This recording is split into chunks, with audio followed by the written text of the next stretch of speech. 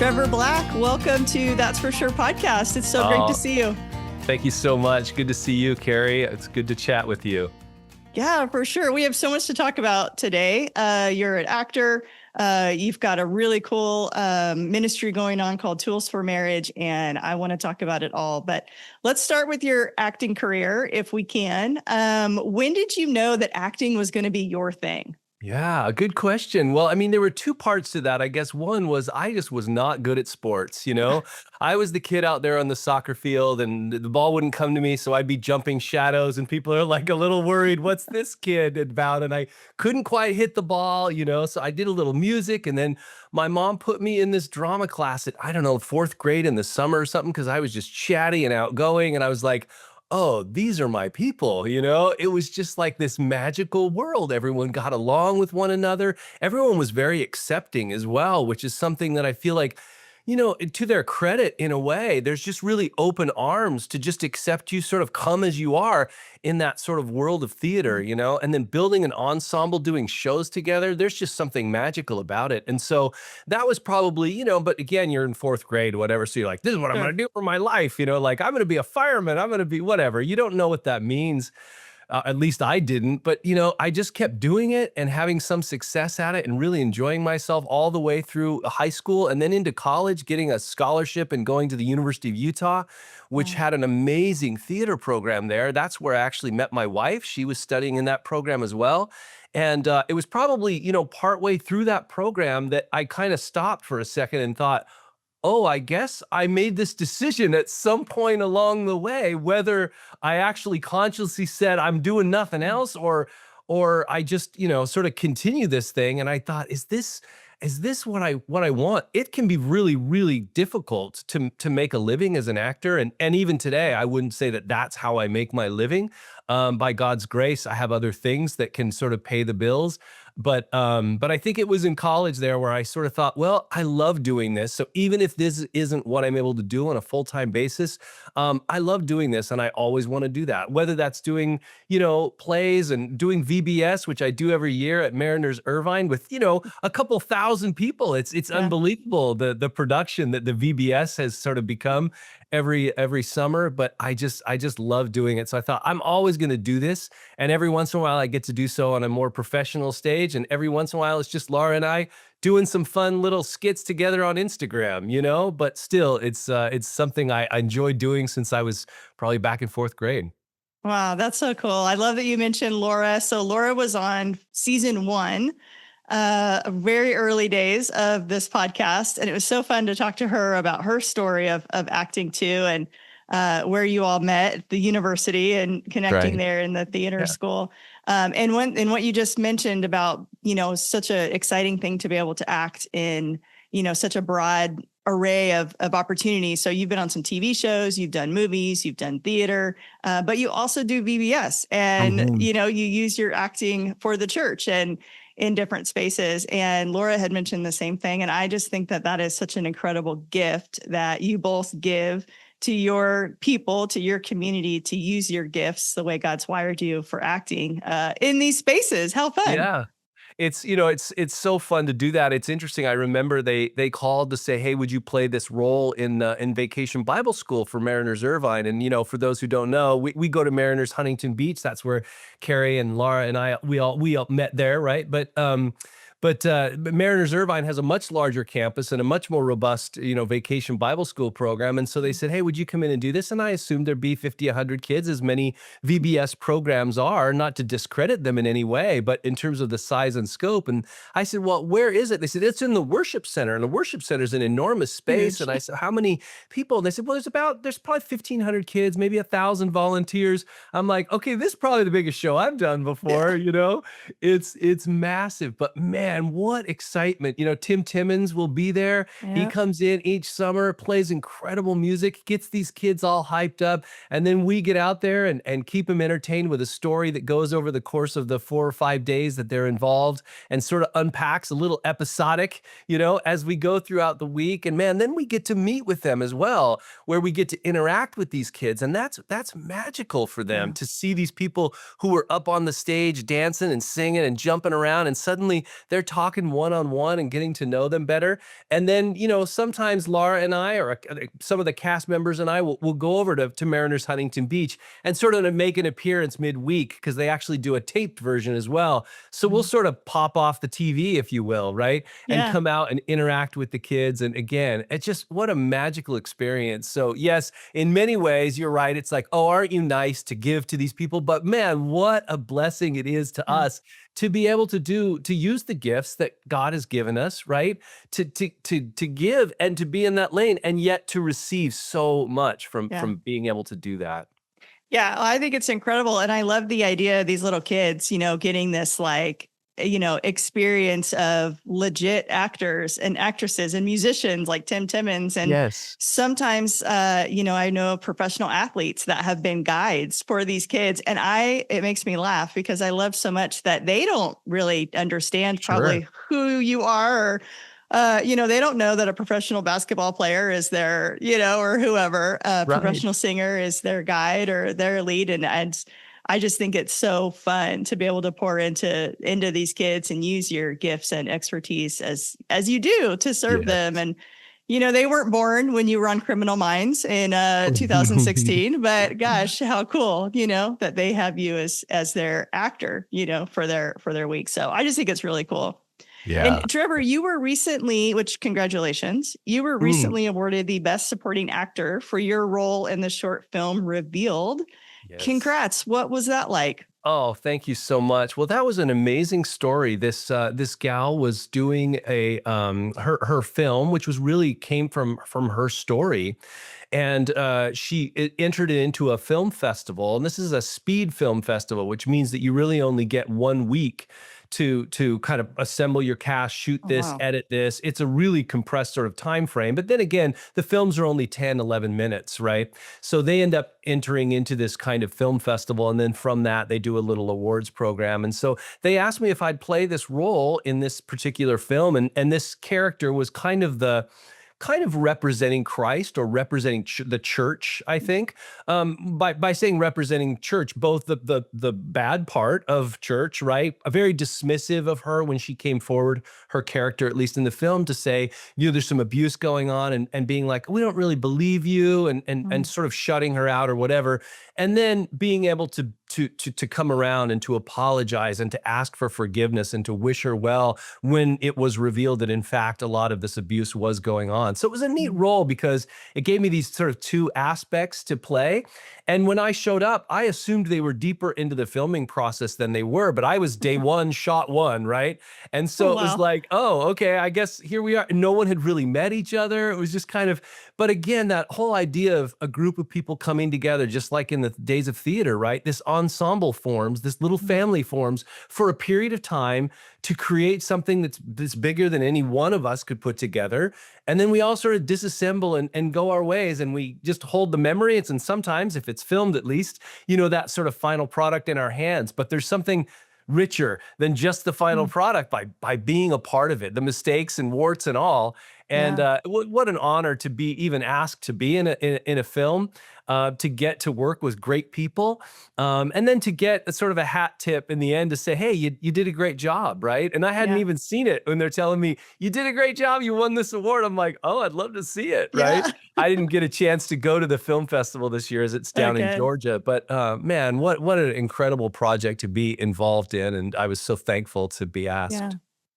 Yeah, that's incredible. I love that. And I know you've been on several TV shows that would be very familiar to people. I mentioned Criminal Minds, but you've been on Barry, 911, recently NCIS Origins. Yes. What is it like doing these, specific episodes and playing different characters on these very well-known shows? Yeah, well, it's incredible. I mean, first of all, you're a fan of some of these things, I mean, Barry is just such an interesting, the way that that was sort of put together in terms of this character who was in the military, was like a sniper, and kind of comes back and sort of has, contract work killing people, and yet he stumbles into an acting class and decides to become an actor. It's like, oh, it's so clever, And Yeah. so in that first season, it was just something Laura and I were like, wow, what an amazing sort of story, And then a few years later, these things, they continue to move multi-season, and then to be asked to audition is like, wow, this is a big deal.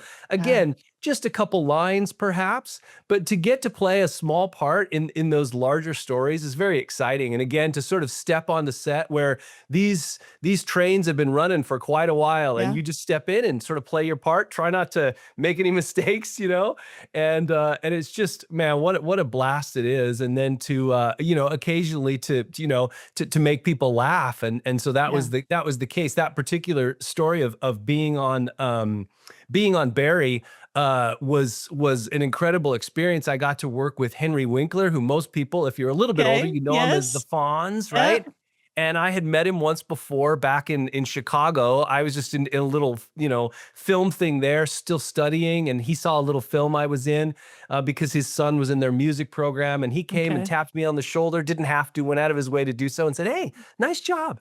And I was like, oh my goodness, wow, that just Yeah. fuels you, right? To have someone Yeah. you respect and at that level to say, nice job. And then years later, I'm sitting next to him in the van on the way to set. And I said, "Hey, I know you, and I told him my little story, and he's like, well, you probably did a good job then." He was just the, Yeah. the nicest guy. And he does have in Hollywood, I think, that reputation, which is absolutely accurate. He had made Yeah. like a little bundt cake for the crew and the cast, right? And so he's like wanting to get that off to Crafty to set it on the Yeah. table to share this little cake, right? And this is a guy who's just worked at the highest level, and he's just such a gracious, kind guy. To have this nice little conversation with me as we're driving to set was just Yeah. magical. And then this happened to be just the way it worked, even though it wasn't the last scene of the series or anything else. They had come back to do some reshoots, and this was actually their final thing that they were shooting before the show wrapped, right? Okay. So it was a little bittersweet. And then this group was sort of coming together. They've been together for years. I'm just entering in for, a day. Sure. Yeah.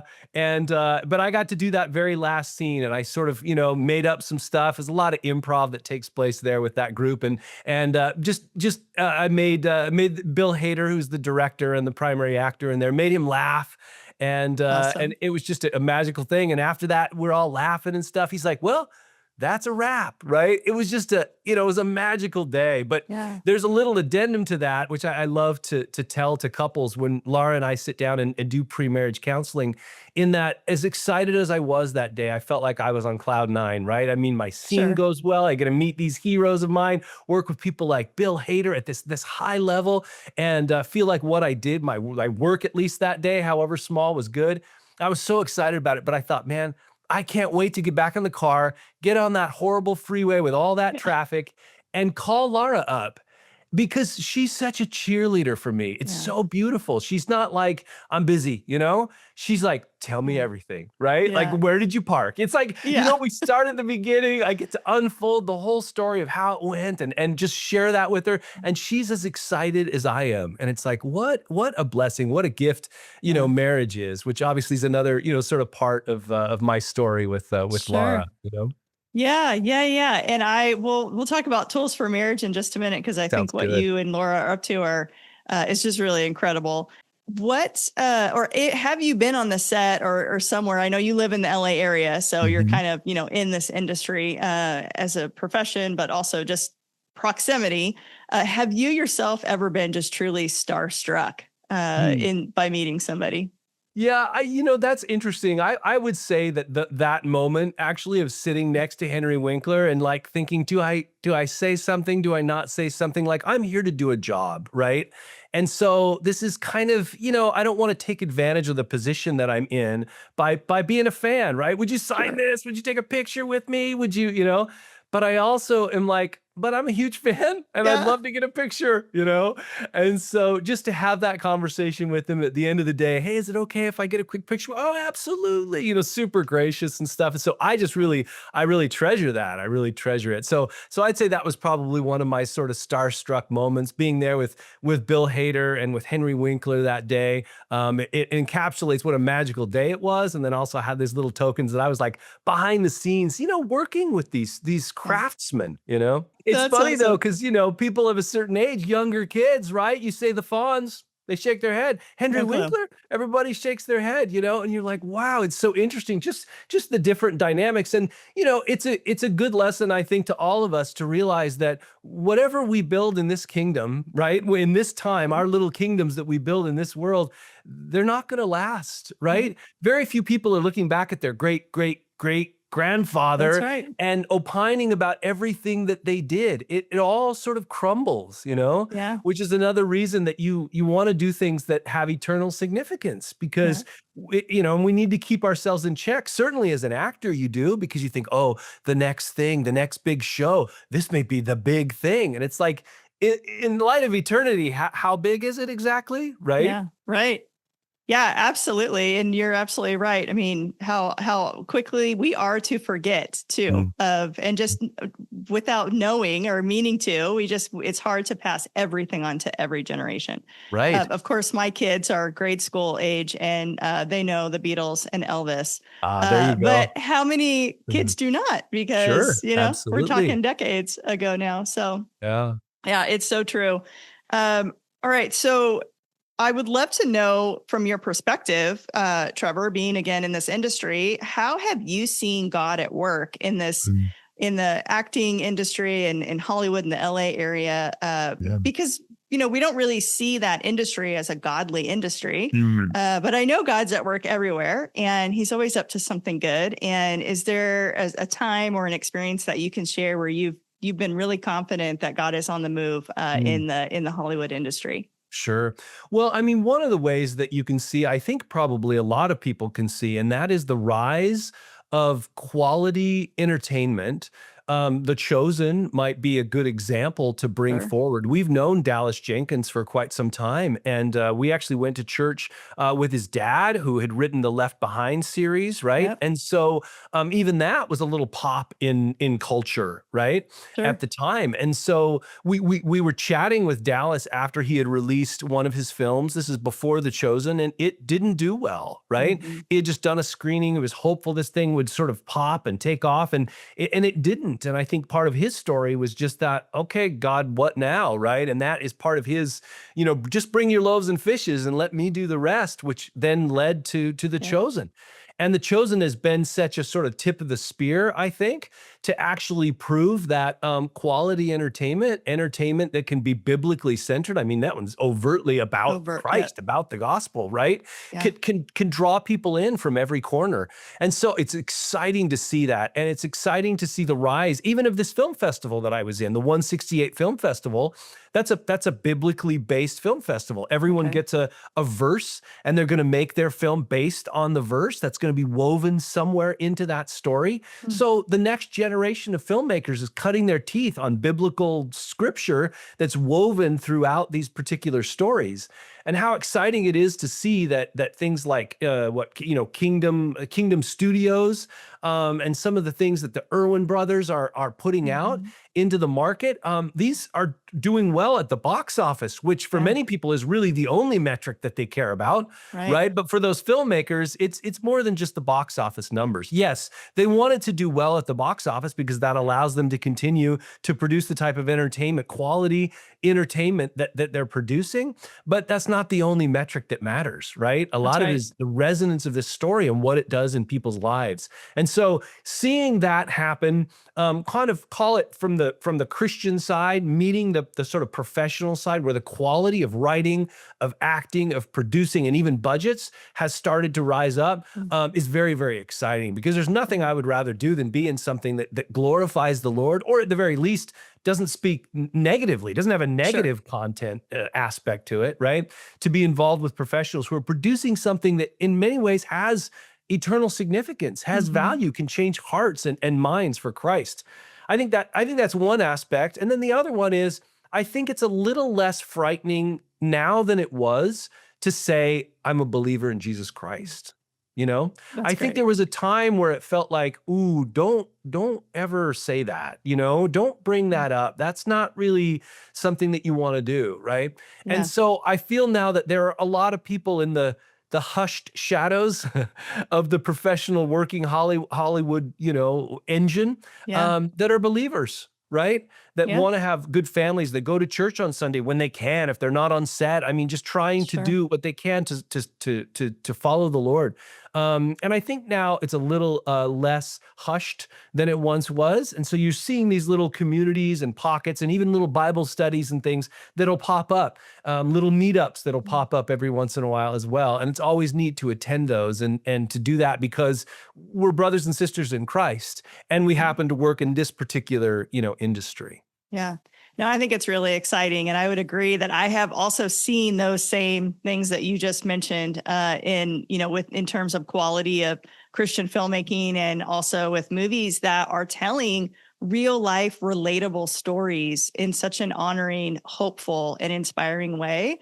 I would say that it has been really encouraging to see just that shift take place in movies. And it makes it exciting, for the next generation to see what where God's going to continue to take creativity and movie making, and this kind of thing is really neat to see. And you mentioned The Chosen, so Stan Jantz is the founding CEO of the Come and See Foundation, and he was also on season 1 of the show. And I believe we're going to have him back on this season to talk about what's next. He's now the global ambassador for the Come and See Foundation, which is the driving force behind The Chosen. So I agree that whole phenomenon has just been so fun to watch on a global Absolutely. scale. So it's been Yeah. really cool.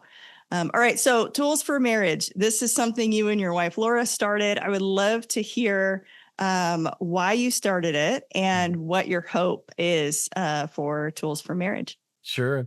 Yeah. So my wife and I have always had sort of a passion for pre-marriage, for couples that are in the early part, either about to be married or early married. And I think that came from when we first got married. We were at church and we were, walking down the halls, and my wife sees a sign for something called Genesis, which is a little class that our church was putting on. And she said, "Hey, I really want to go to this." And I was very hesitant. I was like, I'm good, partially because we're in love. It wasn't like there was a lot of problems. This is, young love, young marriage, figuring out our apartment, how everything's going to go. And so I didn't really want to go, but she was pretty insistent she wanted to go. So there was a little bit of a tugging of the ear.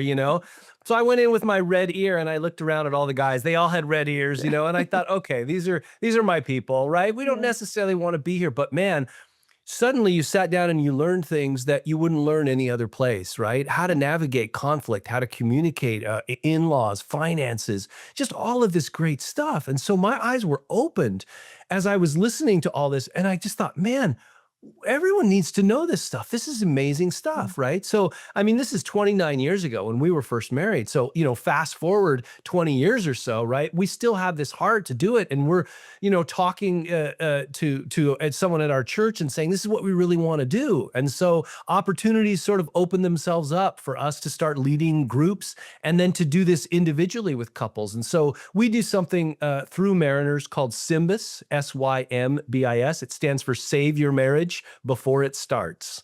And it's really Love it. beautiful. It's essentially these concepts, sitting down and talking about managing money and conflict and communication and your love styles, right? And so we've sat down with probably 50 couples individually to walk through this, and we continue to do that now. We have 2 couples in the pipeline, right? So we sit down for a couple hours 3 times and we walk through this assessment with them. So it was out of that. That's a long-winded way to say it was out of all that that we felt like, man, more people need to know this stuff. This is just, wow, we still have that heart to say everyone should know this, because I think, it's sad to see crumbling marriages, right? And Yeah. not just crumbling marriages in a way that divorce certainly is something that you want to avoid, but to have people who largely can just turn into roommates, right? Yeah. And I think God wants more. He wants more for that relationship, right? Marriage is his idea. Yeah. And so we just really want to pour into the sort of the next generation and encourage them on the right path.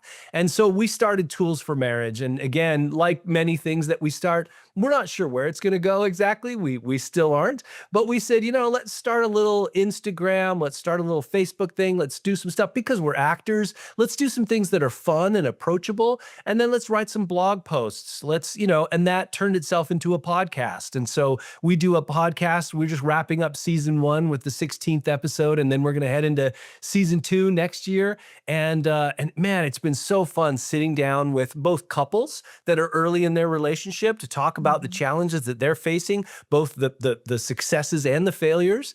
And then also to sit down with people like Pastor Eric Hurd, who's been at Mariners Irvine for years and years and years and has a passion for strong marriages, has officiated thousands of weddings. And we get to sit down and ask him, from the front lines, what are you seeing? What are the most important concepts and principles that you think are important for couples to know? And so, man, it's so exciting. Again, the fruits that we get to see borne out in the couples that we sit across from, and those who will tune in to our podcast or comment on our Instagram posts, right? We can start a little dialogue with them. That's super, super exciting. But also, we just keep learning so much through books, through the podcast, through these interviews that we go through, and through the couples that we sit down with, that our marriage improves, right? New concepts, new tools, new ideas that we can put into practice. And so that continues to grow, and we're hopeful that that might move to being able to speak potentially. And we've led a few courses in conjunction with some videos, and we'd love to continue to do that if God wills that to be the direction that it should grow. I love it. Well, it's been very fun. I've watched and listened to several episodes of your Tools for Marriage podcast. It's great because, like you said, you do get to learn from each other. And so it's been really neat to see some familiar faces, but also to gain some tools, So Yeah. I've been married 17 years. I could use all the tools still, right? So it's just this thing that is just ongoing and you're constantly learning. And I love how you said that marriage is God's design. Like this is from him. So I just love how encouraging the podcast is as well. And looking to what God is up to and what his design for these relationships that we're in is. And so I think it's a beautiful thing, what you've started, and it is exciting to see. We're going to link to your social media pages for Tools for Marriage, as well as the podcast, so others can check it out. But I think it's a really great thing that you guys have going on. Have you thought about any kind of book or like a written resource for couples as well?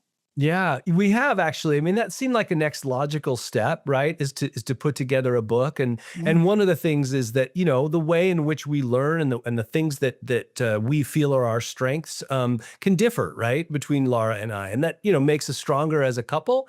But for her, she's all about reading and putting resources together, and so we've started to amass way more than a single book, right? As we pull together notes and ideas and things like that. But the ability to craft this down into something that we feel is palatable, is digestible. And the part of the issue, I think, is that when we think about those that we're trying to reach, and certainly we hope to reach people outside of this, but we try to target, I think, couples that are in their mid-20s that are, engaged, early married. That's really the target demographic that we're talking to. I'm not saying this is the case across the board, but not a lot of readers. Books is not necessarily the primary way in which information is ingested. And so we're thinking about it in terms of saying, how can we give something that is either, full of fun ideas, full of date night ideas, that either has quizzes or puzzles or something that connects the two of them together, that's not just sort of another marriage book, if you will. Because, man, there's some incredible marriage books out there that everyone should be reading, right? but we feel like, what can we do that's sort of unique? What can we bring to market? And so that's an interesting challenge for us, as we sort of craft this. But really, that is a next logical step, is to kind of put together a book that we feel is approachable, is Yeah. readable, is real and down to earth, and really gives the key concepts that we think are most important for these Okay. couples. Yeah. Oh, I love it. Well, you and Laura are both very creative people. So I'm sure you'll come up with a resource that will really benefit everyone that gets their hands on it. And so I think it's incredible. So, in addition to your ongoing work with Tools for Marriage, Trevor, what do you have in the works right now that we can be looking out for in terms of upcoming projects, films, movies, that kind of thing? Yeah, that's a great question. Well, so one of the things that happened recently is I got a chance to be in another film that hasn't been released yet. So a Okay. gentleman named Matt Terry, who lives in Chicago. He was a teacher of English out in China some years ago, and so he's written a memoir, and from that memoir, he's written a script or a series of scripts, and so he cast me to play him, essentially a fictional version of him during the time that he was in China. And one of the things that he would do is he would share the Lord with these people. And everyone wasn't really happy about that, Sure. specifically the administration of the school where he was Sure. hired to teach English, right? And so I got to go out to the St. Louis area and act in the first episode, if you will, of this project called English Corner. So English Corner will be making the festival rounds and probably be trying to raise some funds and some awareness as he tries to move this towards something that could be episodic or potentially a film, Okay. depending on what makes the most sense. And oh man, what a joy it was to go out and sort of, well, one, kind of get to play a real person. I wasn't mimicking him in any way. That wasn't the goal. It was really just to tell his story. And so that was a super fun thing, to really get inside his mind and sort of understand, what was that like, and what was the relationship with the students, and which students had an impact on you, and how frightened were you when they came down on you a little hard. And it was just really incredible to kind of get behind the mind of someone who had gone through that experience, and why he chose to write this and bring this to life. And then it was super fun getting this cast all from different places, all assembled in one location. Again, that ensemble, that feeling of, here we are, this little ragtag group of players here to sort of see if we can put something together. And man, I'm really pleased with how it turned out. I got to see a rough cut of it the other day, and I was just like, oh, this is beautiful. I love it. And it was just cool how, again, this was something that that speaks highly of God, and is in many ways sort of a witnessing tool for Matt as he uses his story to bring glory to God. And it was an incredible project to be a part of. So as English Corner comes around, if you see it on social media, tune in, see where it goes. Hopefully it can turn into something bigger than just this single episode. Yeah, I hope so. It sounds like an incredible story, and how neat, like you said, to Mm. play somebody like it's a real person. This is a real story. And I thought you were going to say you got to go to China to begin Oh, filming. So, well, that would be awesome, right? yeah, for sure. Well, we asked about that. We're like, how are we going to shoot this? And he's like, well, we found this little church/school that someone's going to let us into. We're going to hang up some flags. We're going to make it, look very stark, because again, we're going back in time just a little bit. And they did a great job just from a production design on the Awesome. cheap, right? To be Yeah. able to set this up to really transform the space to make it look like we were sort of in a classroom in China. And costumes come into play, lighting comes into play, just the background characters and what's hung on the walls. It was just really neat. We had an old school blackboard instead of a current sort of whiteboard. There were just Cool. a lot of things about it that made it feel very the right space, and we were able to do that much less expensively than going over Sure. to China. Sure. I love that you are playing this role. That's super exciting and really neat. Well, Trevor, it's so evident just hearing you share today in many aspects that you just love the idea of community, and you love bringing people together with a common goal, to exercise gifts. And I just think that is really, really special. So I have one final question for you. And this is something that I ask all my guests. The show's called That's For Sure, because I love the idea of folks like yourself who are planted and firmly feet down, firm on the ground, on the foundation of who God is and who he's wired you to be. And so we are sure and absolutely certain of so many things of God and of his word. And so my final question for you, Trevor, is what do you know to be true of God and how have you seen him in your life? Well, I think God is a creative God, right? I mean, look around at nature, you can certainly see that. But look at all the different people in the body of Christ and the gifts that he'd given them, right? And to use those gifts in unique ways to build the body. And as we think about serving, it's so easy to think that everyone should serve in the same way that I serve because you feel called. Is everyone else not called the same way? It's like, no, they're not called the same way, right? Some people are right up front, right? Myself and Laura might be right up front, sort of in a visible way, right? Talking to people, being on stage. And other people are like, oh no, I'm not, that's not my gift, right? I'm behind the scenes. But no less important, there's no way that you can produce films, that you can create art, that you can do things without all the stuff that underpins that, everyone's unique gift. And I think that God's creativity is really on display in the way that he's wired each of us. But each of us, I think, needs to figure out what that sort of creative spark is that God has given us. How has he wired you, unique and different from me? And what has he called you to? Who has he called you to, right? Yeah. And when everyone is sort of playing their part, if you will, right? Again, just to sort of bring back the theatrical idea, when everyone is playing their part, that ensemble is just, it's so beautiful. The body of Christ is so beautiful with all these different people playing their parts and doing it well, whether that's just, greeting someone when they walk into church or going to an old folks home or helping out in a food pantry. And Carrie, I just want to speak as well to your gift that you've been to so many. I know during the brief time that we were at Huntington Beach, man, when you were no longer there, I mean, what a hole was left behind because of your desire and your heart for the people, not only at the church, but the people in that community. And I just want to share, because I don't know what you've heard, since your time being away there, but it's amazing to see what's happening at Mariners Huntington Beach. I'm pointing that direction because that's where it is. It's right over there. Yeah. But to see what's happening at Mariners Huntington Beach right now is so exciting. They've got English as a second language program that's taking place on campus for that local community, and now there's a young adult service that's going to be starting up on Thursdays, starting in January. And so just opening up the doors to that community, I know that was a part of your heart. And man, what a hole was left behind when you were no longer there. And I just want to thank you for your service and just say, well done, my good and faithful servant. I know it doesn't mean as much coming from me as it will one day mean coming from the Lord when he says, well done, my good and faithful servant. But man, what a gift you are. What a heart you have. And I love what you're doing with this podcast to just continue to bring people's voices out into the world and to be a change agent in this world for Christ. I'm just so appreciative of what you do.